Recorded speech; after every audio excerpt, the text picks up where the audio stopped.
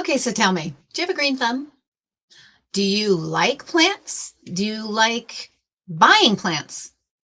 Do you like being around plants? Do you like gardening? Do you like going for hikes out in nature? Well, then you are in the right place. That's what we're going to talk about today on the Brain Lady Speaks podcast as we explore the mental, physical, and psychological benefits of being around plants.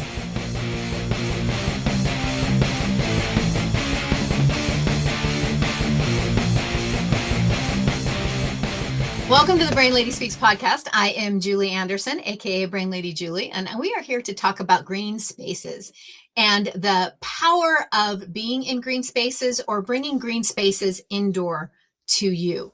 What are the brain benefits? What are the psychological benefits? And what are the actual physical health benefits that are around or wrapped into these green spaces, these lovely things that we call plants, and why we need to surround ourselves with them and spend time with them. So there's a growing body of evidence that is proving that there is a benefit to being in green spaces. Now, you may say, well, that's kind of a no-brainer, right? I love being in nature. I love camping. I love going for hikes. And we all know that we feel better when we're in nature. That is, of course, if we aren't getting eaten by mosquitoes. But mosquitoes aside, pests aside, most individuals will say that they feel better. They will self-report. The Journal of Psychological Anthropology actually reported that the participants in their study said that interacting with plants, touching them, viewing them, being out in nature, they felt better. Their anxiety was lower. They just were calmer overall in general. So and this has been repeated many, many times in many different studies. What's interesting to me is where they can actually show scientifically that there is an effect on the body, that the brain chemistry shifts, that it changes. It's not just the psychological, but it's why is there the psychological benefits, right? What's going on? So some of the things that have been fascinating have been this self-reporting, this self-regulating, or reporting that they feel better when they are in nature, participants in studies. They've also found that children perform better in school. They've done some wonderful studies with controlled studies with children that have a lot of green space in their classroom versus children that don't, and how much better their attention is, how much more behaved they are, how much calmer they are. And then when you incorporate actually teaching them gardening, how much that helps with things like ADD, ADHD symptoms. And there's a reason for this. There's a psychological as well as that brain reason for that.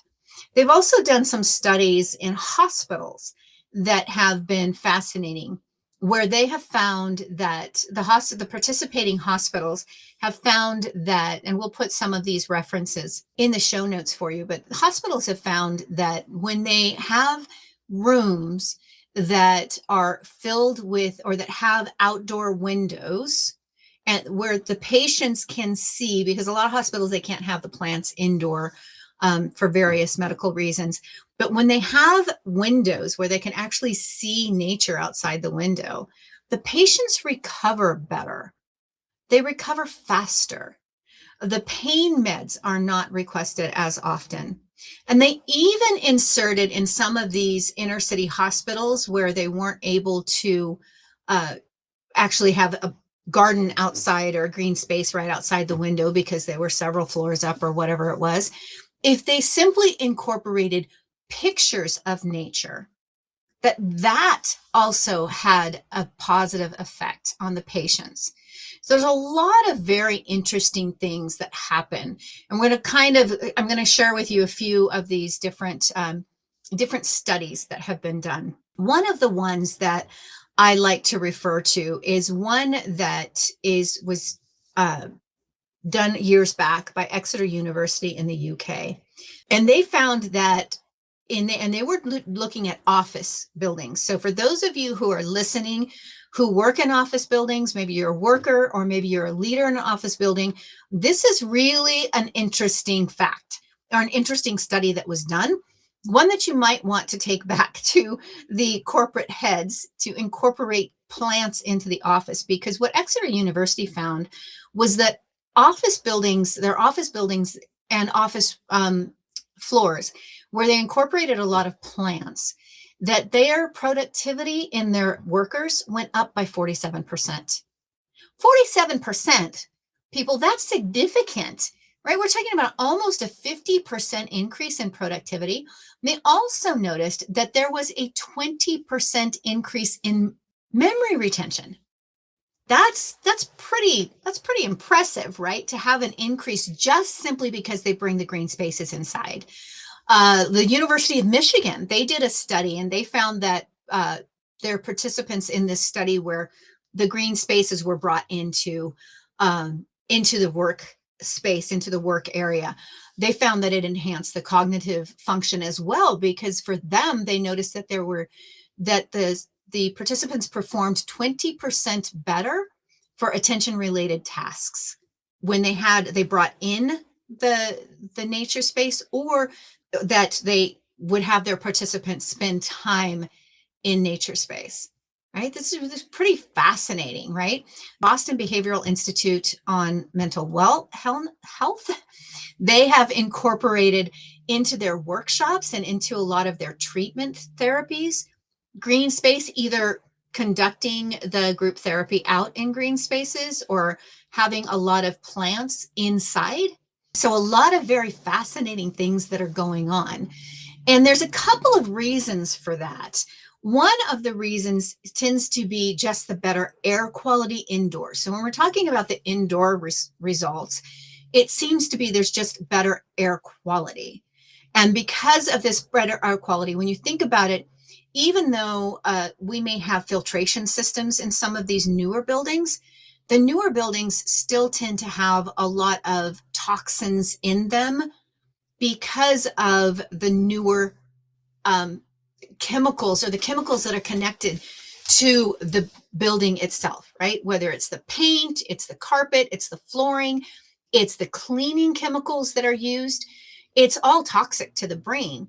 And plants will filter that air. And for that reason, they filter those toxins out.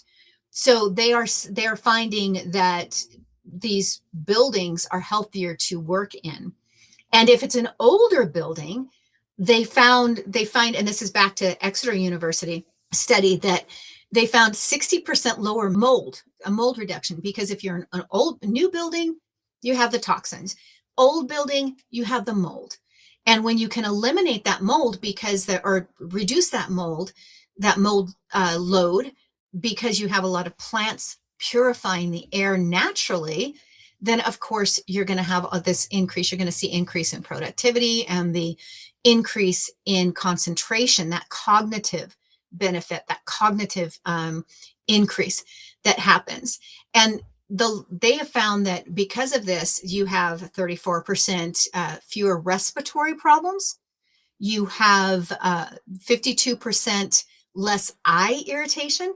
And when you think about it, again, referring to office buildings or your home office like me, right? You're constantly straining at a computer, or if you're in a classroom, if the kids are in a classroom, right, they're straining to do the reading or whatever task they're doing. So having 52% less eye irritation, that's a big improvement. And that's something that we definitely benefit from, which also results in fewer headaches. Of course, this study that I'm quoting was 24% fewer headaches that were benefits from that. So a lot from just clearing the air benefits that are there. However, there's even more benefits because we get into the brain benefits.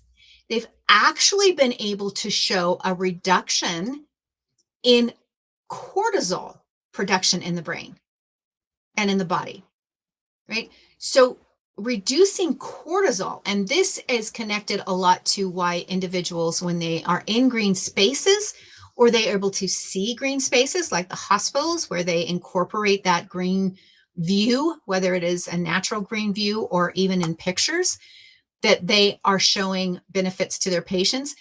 It's because the brain is actually connected to nature and it is reducing the cortisol push. Cortisol being a stress connected hormone or neurochemical. So when you can reduce that, it's actually measurable, right? That is going to improve or have a lot of these reports of people feeling better when they are in nature. It also lower heart rate, right? So the heart rate actually reduces so better blood pressure, calming.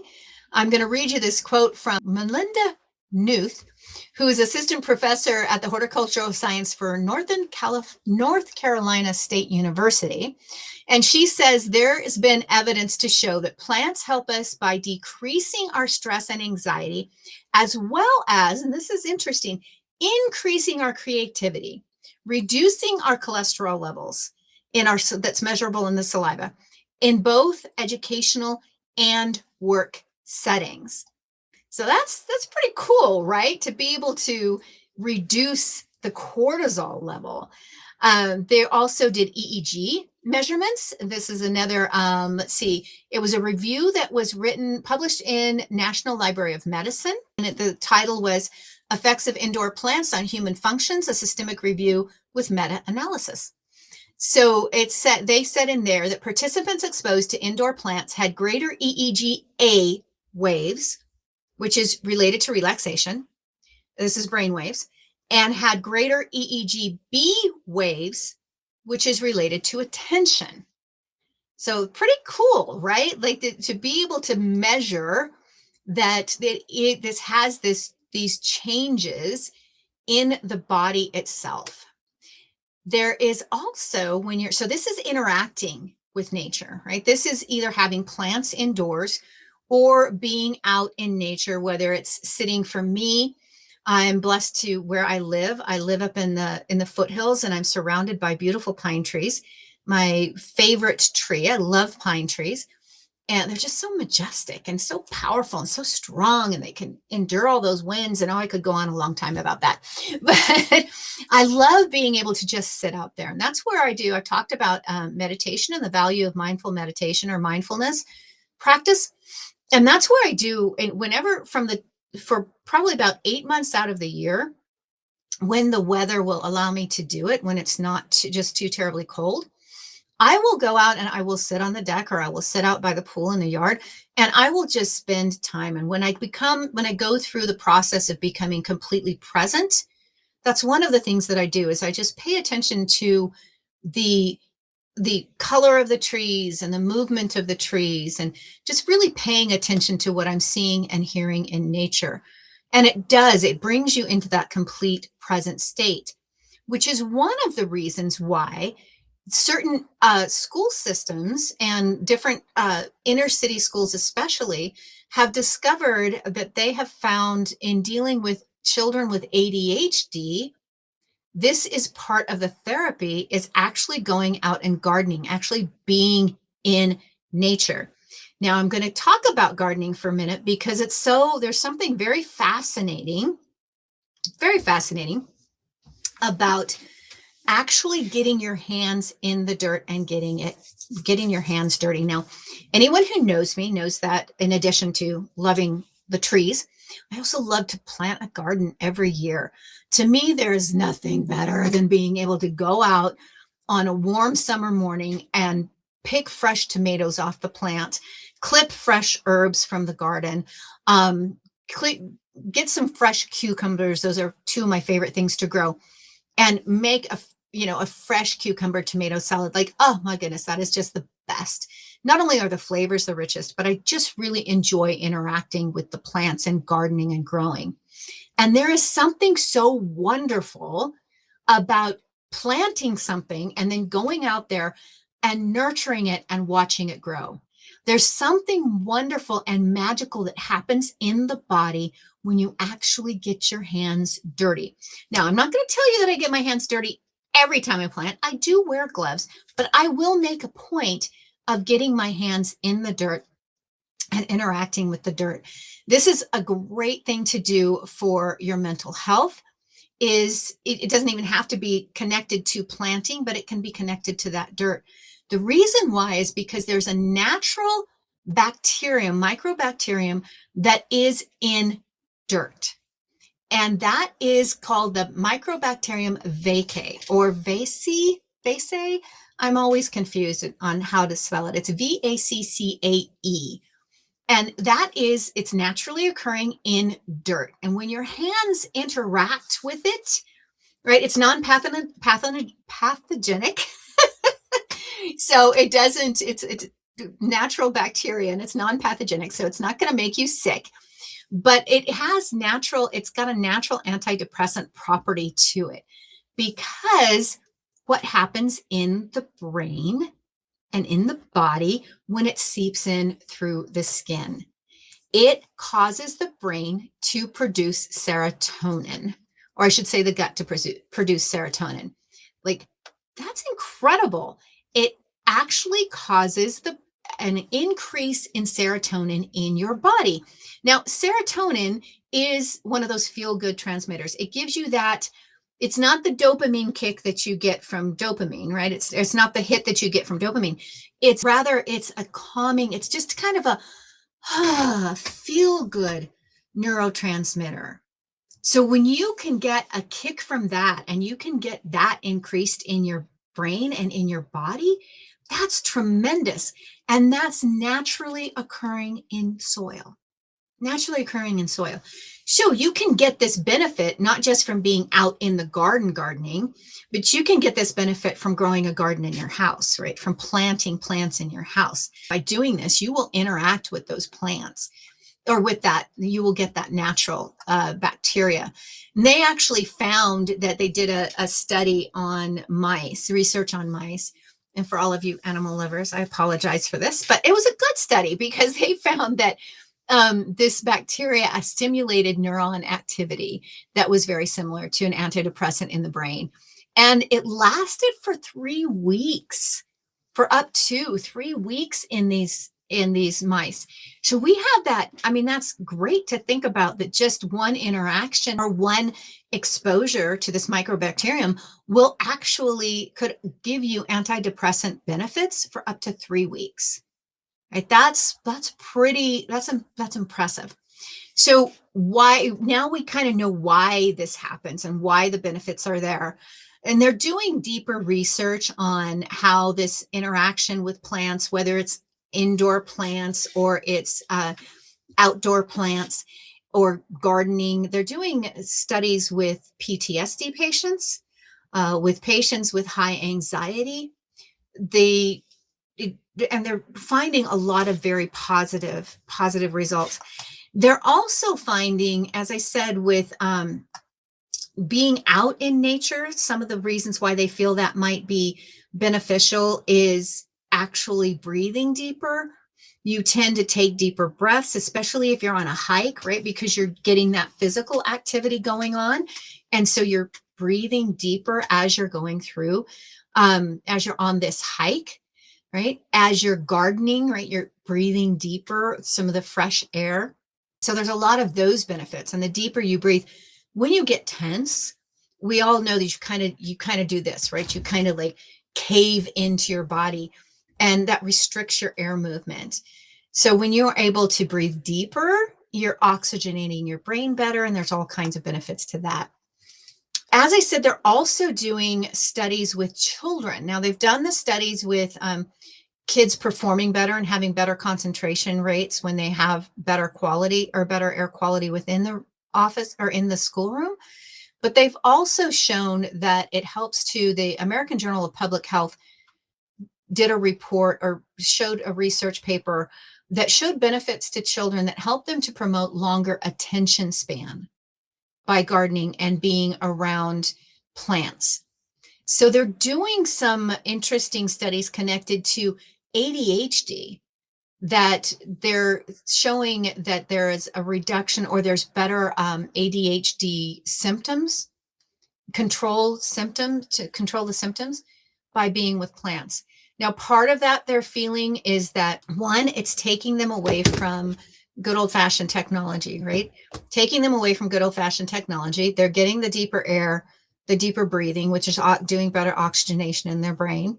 It's also giving them the ability to focus on something, and it's something that provides them with a reward that extends over time. So when they're doing, let's say, and this also can lead to higher self-esteem and feeling better about yourself. So when you're doing something like taking a test, right? It's good. Oh, hey, I got an A on it. Or they're having a hard time and they get a D on it because they can't focus on it. When you're interacting with nature, there's the brains just seem to be able to focus a little bit better.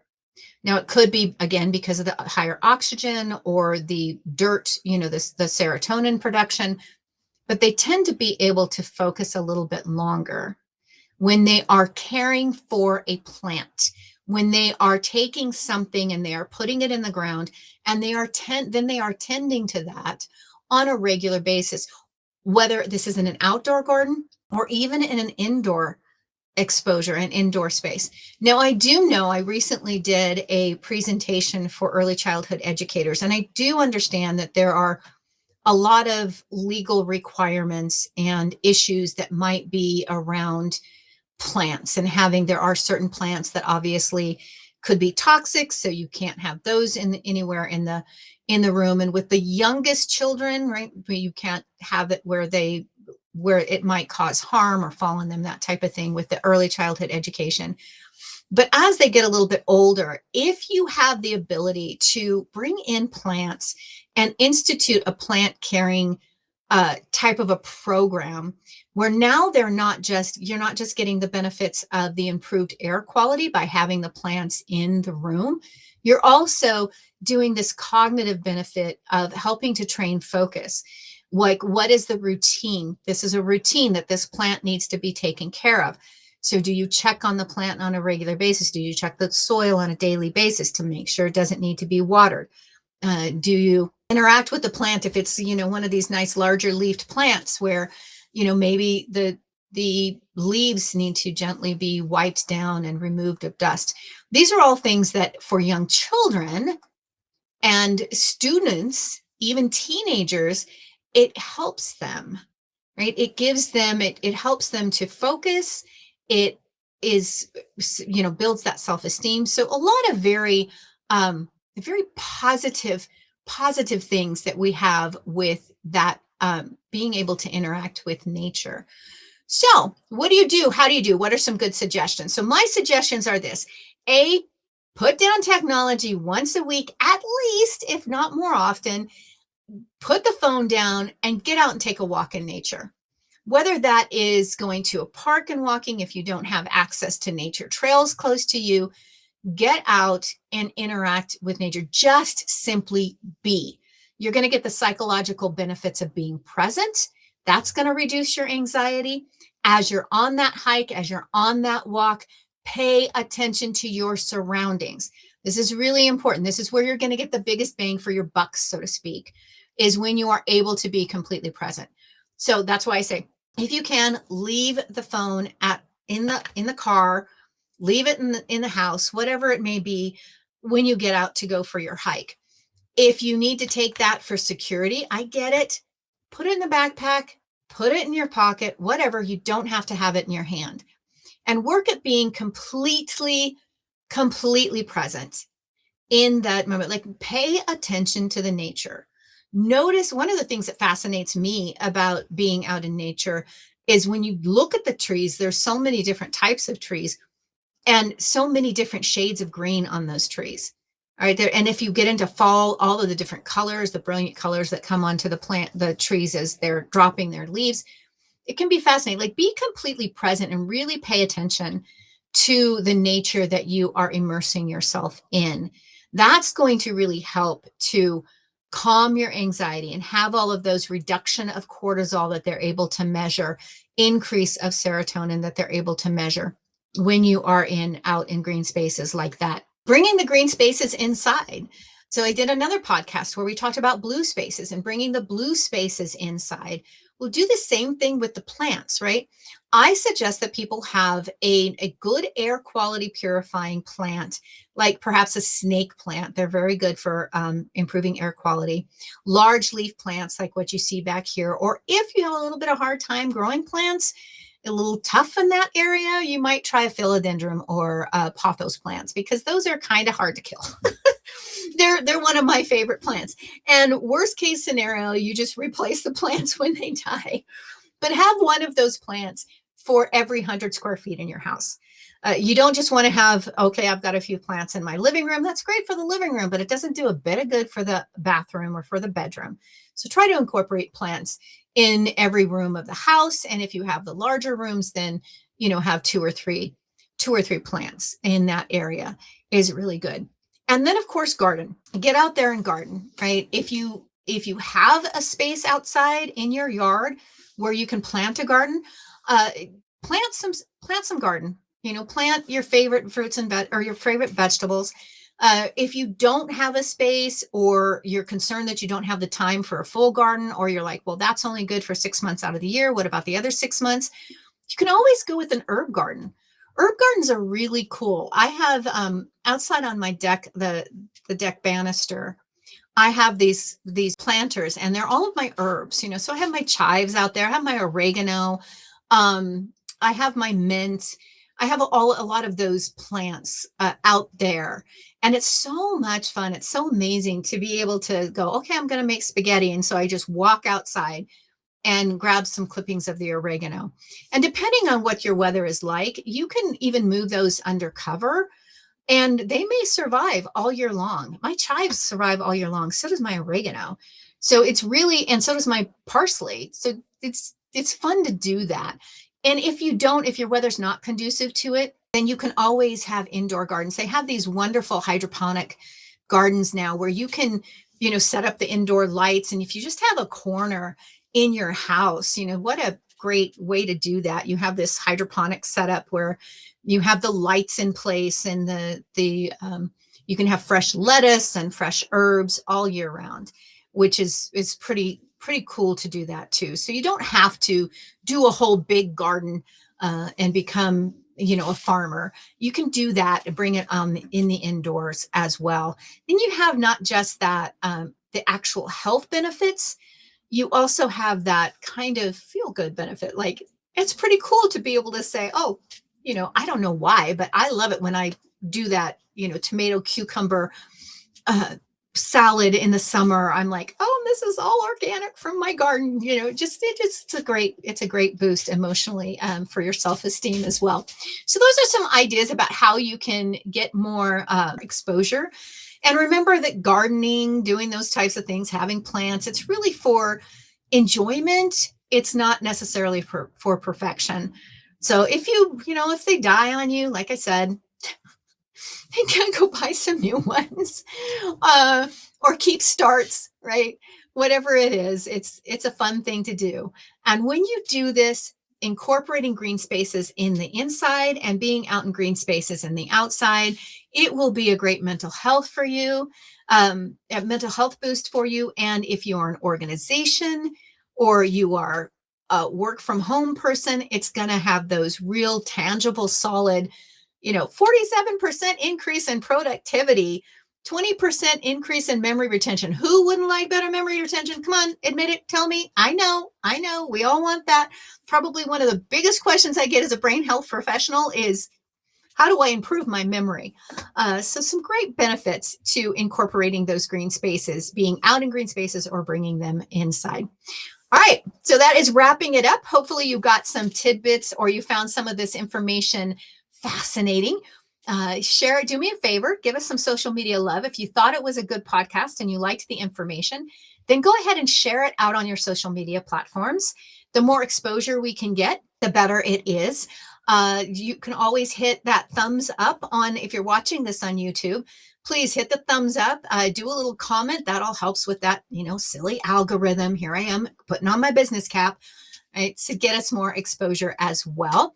So give us that social media love. And I would love positive 5-star reviews on our on the podcast. So if you're listening on iTunes or iHeart, wherever you are listening at, if you can, go ahead and give us that real quick review. Just a few words, what you liked about this particular episode or any of the episodes that we air on the Brain Lady Speaks. And give us that, give us that little 5 stars, because that gets that exposure out there as well. We would love to get this information out to a lot more people, because a lot of what I share on here are simple techniques that you can do, like just bringing in plants, right? All right, so that's it for now. I want everyone to really embrace nature. If you have any questions for us at the Brain Lady Speaks podcast, you can shoot those to info@brainladyspeaker.com. Or if you have thoughts, ideas, feedback, or you want references, then shoot an email to Kelli at Kelli at brainladyspeaker.com. And that's especially if you have a thought for a podcast, like an idea of what you'd like to see me cover. If it is within my bandwidth, I will do it. If it is not in my area of expertise, then we will search out see if we can't get an expert on as a guest. So be sure to send that to Kelli, Kelli, at brainladyspeaker.com. Perhaps you are someone who would like to be interviewed on the podcast. We would love that. I love doing interviews. Send us a quick email at Kelli, Kelli, and let her know what the topic is and what you'd like to speak on. And if we think it's a good fit, we'll get in touch. We will respond. All right. So with that, thank you once again for joining us at the Brain Lady Speaks podcast. And I look forward to seeing you next time. Until next time, I want you to roll those shoulders back. Take a nice deep breath in. Hopefully you have plants around you. Take a nice deep breath in. Let it out. Go out there and simply enjoy every moment. Until next time.